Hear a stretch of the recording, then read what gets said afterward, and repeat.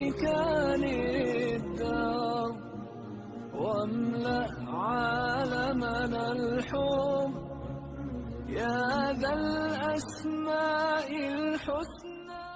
نحمده ونصلي ونسلم على رسوله الكريم وعلى آله وأصحابه أجمعين، أما بعد.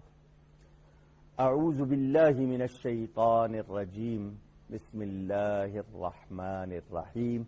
ناظرین و سامعین، السلام علیکم ورحمۃ اللہ وبرکاتہ۔ تخلیق انسان اسلام کی روشنی میں انسان کیا ہے اور کیا ہو گیا ہے، کیسا ہونا چاہیے تھا، اسے کیا کرنا چاہیے تھا، قرآنی آیات کے حوالے سے انسان کی پہچان آپ تک پہنچا رہا ہوں۔ آیت جو میں نے پڑھی تھی سورۃ الشورى کی 48 نمبر، پچھلے پروگرام میں اس پر ذکر، صرف آیت کا ترجمہ کیا تھا، بات نہیں ہو سکی۔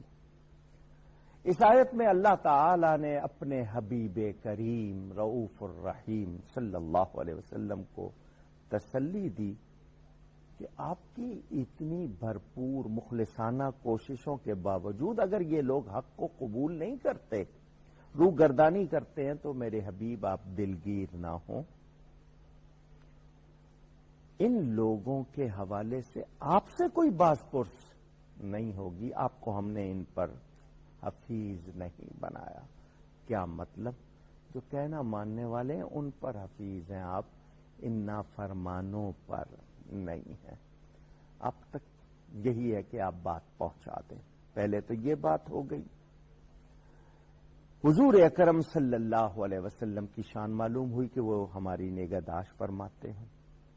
دوسری بات کہ یہ انسان راحت و آرام کے دن آ جائیں خوشی سے پھولے نہیں سماتا، اور بدعمالیوں کی پاداش میں اگر ذرا سی بھی تکلیف آ جائے تو ناشکری کی انتہا کر دیتا ہے۔ جی خوشی کا تو ٹائم دیکھا ہی نہیں، تو شروع سے ہی ایسا ہوں، پرانا حساب چکا لیتا ہے پتہ نہیں کہاں سے نکال کے، میں نے تو عمر بھر کوئی خوشی دیکھی ہی نہیں، اسے سارے خوشی کے وہ لمحے بھول جاتے ہیں۔ کیا ہے یہ؟ کیوں ہے؟ اللہ کی گزشتہ مہربانیوں کا انکار کر رہے۔ وہ ایک بزرگ تھے، مسجد میں تشریف لے گئے، ان کے پاس چپل نہیں تھی، اللہ تعالی نے ان کو نوازا تھا، پورا وجود، پیسے نہیں تھے، چپل نہیں تھی، پاؤں میں پہننے کے جوتے۔ مسجد میں جا کے دعا کی، یا اللہ سب کچھ دیا تو نے، جوتے بھی دے دیتا، تیرا کیا جاتا۔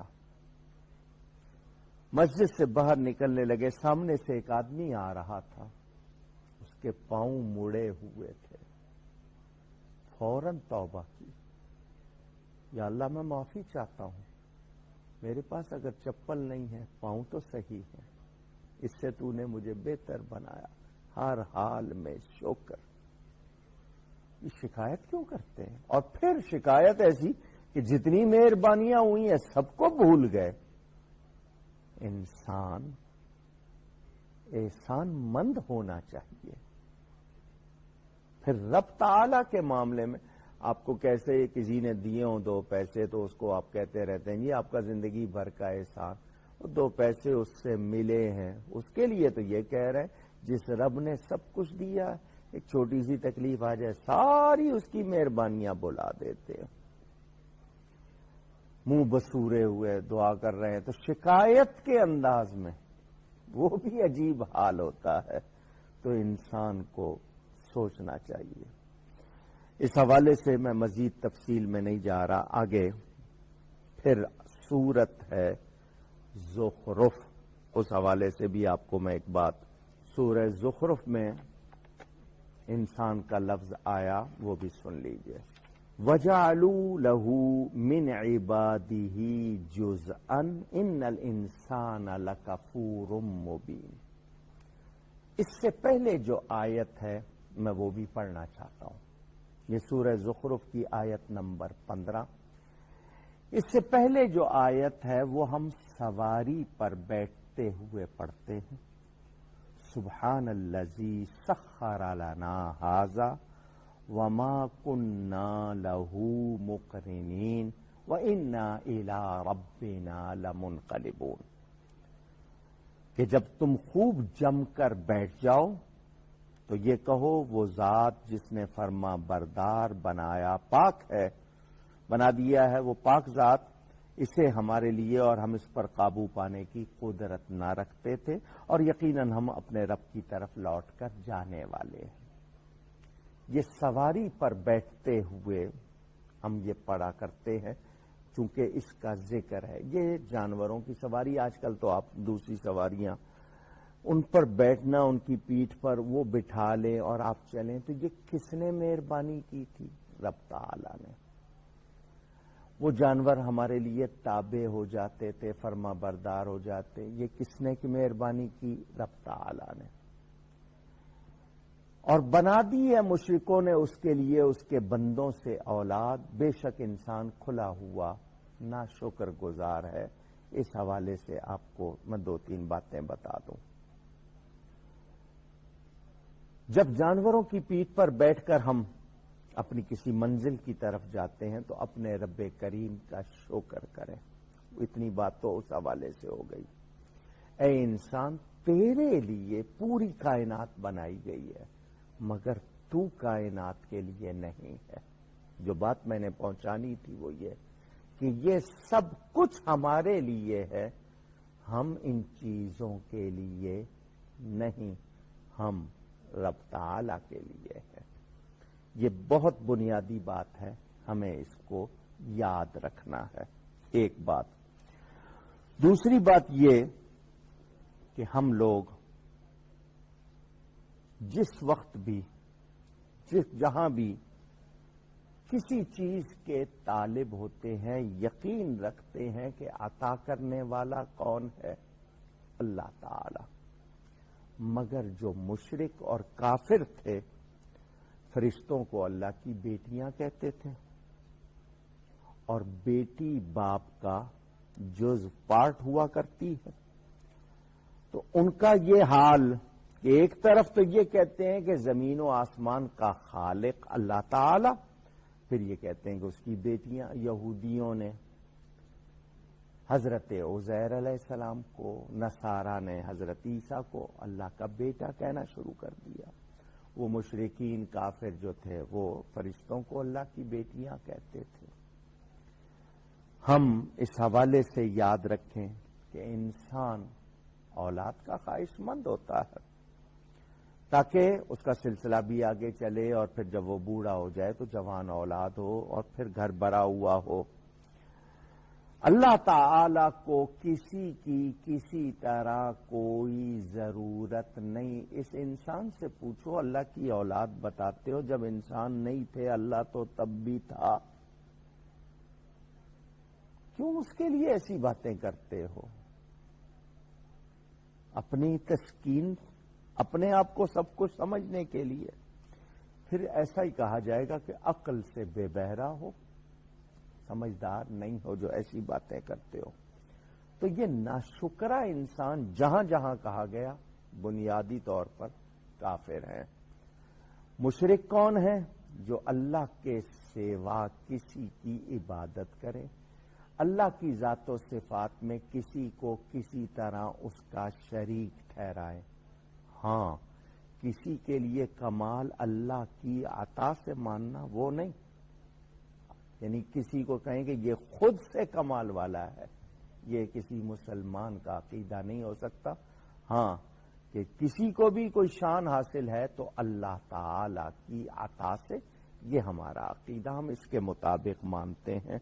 تو اللہ تعالی اولاد سے، بیوی سے، رشتوں سے، نعتوں سے پاک ہے. لم یلد ولم یولد، نہ اس کی کوئی اولاد نہ وہ خود کسی کی اولاد. یہ ذہن میں رہے، اس لیے میں نے یہ بات زیادہ کی ہے. اللہ تعالی سے امیدیں جب ہم قائم کرتے ہیں اس کے پیاروں کا وسیلہ پیش کر سکتے ہیں، مگر کسی صاحب وسیلہ کو خود سے یہ سمجھنا کہ یہ کرم کرے گا یہ نہیں۔ لیکن کافر کیا کرتے تھے؟ وہ تو بتوں کو شریک ٹھہراتے تھے اور ان کی عبادت کرتے تھے۔ اہل ایمان اللہ والوں سے پیار کرتے ہیں، اللہ کے سوا کسی کی عبادت نہیں کرتے۔ یہ بھی آپ نے سنا۔ اب ذکر ہے سورہ احقاف میں، وہاں پر بھی آپ کو میں بتاؤں، وَوَصَّيْنَا الْإِنسَانَ بِوَالِدَيْهِ إِحْسَانًا، پھر وہ ذکر آیا ہے ولادت کا، ماں باپ کا، تخلیق کا ذکر، یہ اللہ تعالی کا کلام ہے، اور ہم نے حکم دیا ہے انسان کو کہ اپنے والدین کے ساتھ اچھا سلوک کرے۔ ماں نے اپنے شکم میں اٹھائے رکھا، بڑی مشقت سے اس کو جنا اور بڑی تکلیف سے، اور اس کے حمل اور اس کے دودھ چھڑانے تک 30 مہینے لگ گئے، یہاں تک کہ جب وہ اپنی پوری قوت کو پہنچا اور 40 برس کا ہو گیا تو اس نے عرض کی، اے میرے رب مجھے والہانہ توفیق عطا فرما کہ میں شکر ادا کرتا رہوں تیری اس نعمت کا جو تو نے مجھ پر اور میرے والدین پر فرمائی، اور میں ایسے نیک کام کروں جن کو تو پسند فرمائے، جو بھلائی صلاح و رشد میرے لیے میری اولاد میں راسخ فرما دے۔ یہ ایک دعا بھی ہے، اس میں ماں باپ کے حوالے سے بھی کرنی چاہیے، اپنے حوالے سے بھی کرنی چاہیے۔ سورہ احقاف کی آیت نمبر 15۔ پھر ذکر آیا ماں باپ کا۔ اندازہ کیجئے، قرآن ہے، رب تعالیٰ کا کلام ہے، اسی نے ہمارے ماں باپ بنائے ہیں، وہی حکم دے رہا ہے، تو ہمیں کتنا خیال رکھنا چاہیے۔ ماں کی خدمت کا حق زیادہ ہے، باپ کا تعظیم کا حق زیادہ ہے۔ یہ احادیث میں بھی واضح ہے، ہمیں پہچاننا بھی چاہیے۔ اور ماں باپ کے لیے کتنے مراحل سے گزرتی ہے ماں، اس کو کیا کیا بھگتنا پڑتا ہے بچے کے لیے، اور پھر اس کی جان پر بنتی ہے جب ولادت ہوتی ہے، اور کتنی تکلیف اس کو اٹھانی پڑتی ہے، پھر دودھ پلاتی ہے وہ، اس میں اس کی کتنی انرجی، تو اس کا حق پہچانے۔ کیا مانگتے ہیں وہ لوگ بدل میں؟ عزت، پیار، اور کیا مانگتے ہیں؟ ہمیں وجود ان سے ملا ہے، ان کا ہمیں خیال رکھنا ہے، اور پھر یہ کہ اللہ کی نعمت کا شکر کرنا، ماں باپ کے حوالے سے بھی، اپنے حوالے سے بھی۔ اس بیان کو پھر کسی وقت پورا کروں گا، آج کی نشست کا وقت پورا ہوا۔ گفتگو میں کہیں کوئی غلطی ہوئی ہو، اللہ کی بارگاہ میں توبہ کرتا ہوں۔ والسلام علیکم ورحمۃ اللہ وبرکاتہ۔ يا خالقنا غفرانا نسألك وأنت